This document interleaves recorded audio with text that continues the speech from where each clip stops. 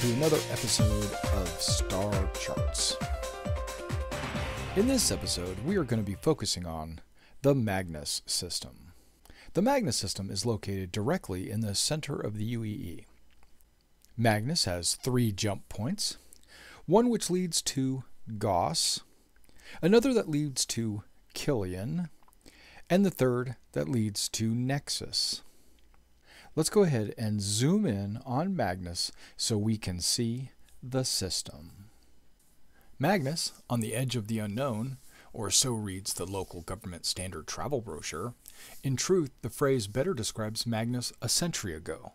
Recent decades have increased settlement and overall civilization in a system that considers itself the unofficial capital of human frontier culture. First discovered in 2499, Magnus was a small, entirely undistinguished system.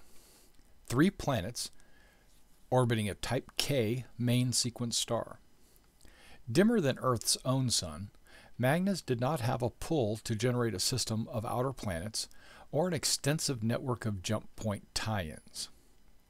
Surveys have located no protoplanets, gas pockets, or asteroid fields in the system's environs. The area surrounding Magnus is the deepest, most desolate space imaginable. A single world, Magnus 2, was identified as ideal for terraforming. That process happened quickly. Magnus's distance from well-traveled space, plus the availability of heavy metals and the anticipated ease of terraforming Magnus 2, resulted in military commission closed terraforming, starting in 2544. By the late 26th century, Magnus had become a large-scale naval base and the source of a great deal of ship construction. This lasted approximately 50 years, until budget cutbacks and the desire to focus operations in other systems, like Killian, led to the large-scale abandonment of Magnus. For a time, Magnus II was a barren desert world. The effects of terraforming had not yet completely transformed the planet, and a 10-year period of extreme solar flares hampered its transition to a temperate world, increasing the decay of the UEE facilities and generally reducing overall interest in resettling Magnus. The result was an eerie, depopulated ghost world with declining structures full of refining and shipbuilding equipment, considered too expensive to move elsewhere. During this period, the system's population declined to less than 3,000, most of whom had no legal right to their encampments. In 2750, the original military classification for the Magnus system expired, and other colonists were technically allowed to move in.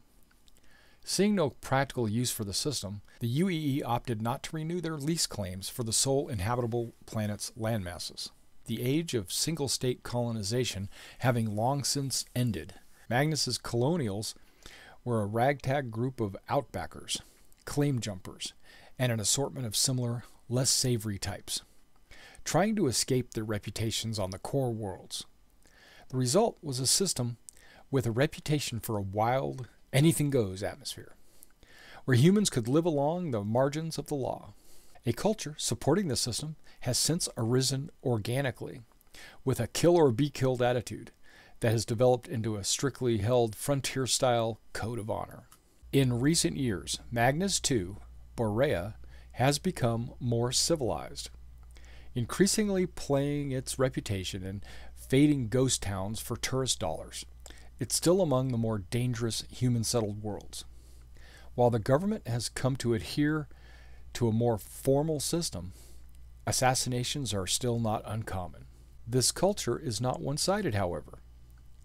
For all the lawlessness, Magnus is seen as a place where anyone can start anew, a system that strongly believes in ignoring an individual's past in favor of his or her potential. For this reason alone, settlement on Borea is increasing year by year. The planets. Magnus 1. Magnus 1 is a Chthonian planet, a former gas giant which has had its atmosphere fully separated by its proximity to the star's sun. The result is a tightly compacted mass of rock, rich in high-value minerals. The UEE maintains full mining rights over Magnus 1, and does not generally contract with outsiders for shipping or refinement. Owing to its cosmology, Magnus 1 is also a source of high-grade diamonds, used as gemstones and in factory operations. Again, the UEE moderates all sales, and criminal elements have never established a significant foothold on Magnus 1. Magnus 2, Borea.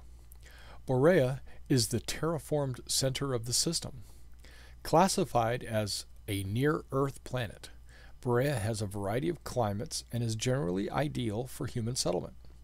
The planet is dotted with dozens of centuries-old abandoned UEE naval facilities, which are slowly fading into overgrowth. Some have been settled by frontiersmen, while other prefab cities have sprung up elsewhere, unrelated to the original settlement. Subsistence farms cover the planet's temperate zones, most run by loners, who have traveled to Magnus to escape contact with the rest of the human race. The general feeling is of a world unnaturally stuck between then and now.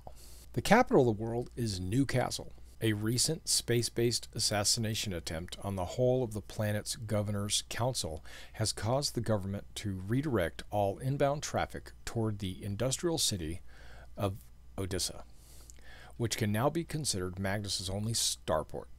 Odessa, formerly a shipbuilding city before the UEE's abandonment of Magnus, has been revitalized in recent years with the development of Drake Interplanetary. Vast tracts of empty warehouses and rusting construction yards have been modernized and returned to life, building cutlasses and caterpillars. Gangs are a serious problem in the city, and squatters have claimed the rights to many former UEE facilities. The result is an interesting place to hunt for questionably legal ship repairs and upgrades. Magnus 3. Magnus 3 is a super Jupiter gas giant, a huge multicolored sphere hanging at an extreme distance from Magnus' sun. As it is not especially near any of the system's jump points, Magnus 3 remains largely untapped as a refueling point. Persistent rumors claim that Magnus 3's Lagrange points are common meeting places for pirates, although this has never been confirmed. The lack of extraplanetary legal forces and generally cultural disinterest in punishing such crimes in this region lends such rumors a significant air of believability. At the same time, Magnus 3 would be a notable out-of-the-way locale for anyone, especially the more significant pirate cartels. And this was the Magnus system. Please come back and check out our future episodes and review our old ones. And we'll see you in the verse.